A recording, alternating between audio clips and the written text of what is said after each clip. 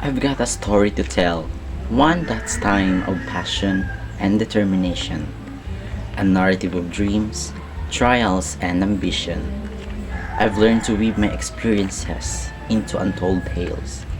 But now, where words comes alive, pen and stories unfold. My course navigate me, and it's the reflection of my soul. It became my stepping stone towards my goal. It shaped me, mold me to what my heart desires.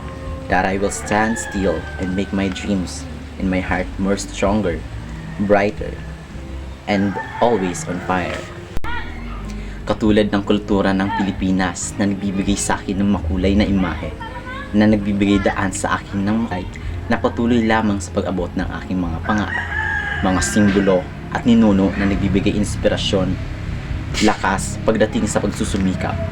Patunay lamang na tayo ay Pilipino at sa puso't diwa, Pilipino naman pagmahal sa pangarap, pamilya, bayan at kapwa, matatag, malakas, masipag at hindi patitinag.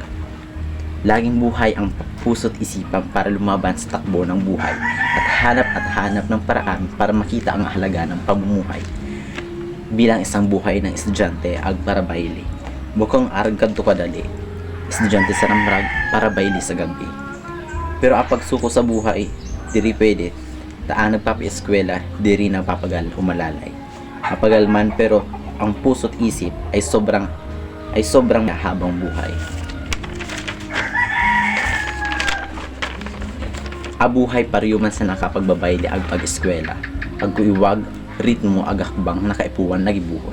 Sapagkat ang landas na nakanateng tatahaken, nakadepende sa kanatong desisyon. Dapat permis na kita sa pag-unlad sa pagbabago. Dapat ago kita permi kusog sa buot na lumaban at magpadagos para sa pagbabago. Naglaban para dili migsuko, taunuman ang magpaingalo.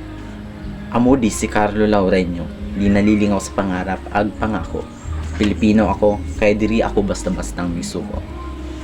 Maraming salamat po.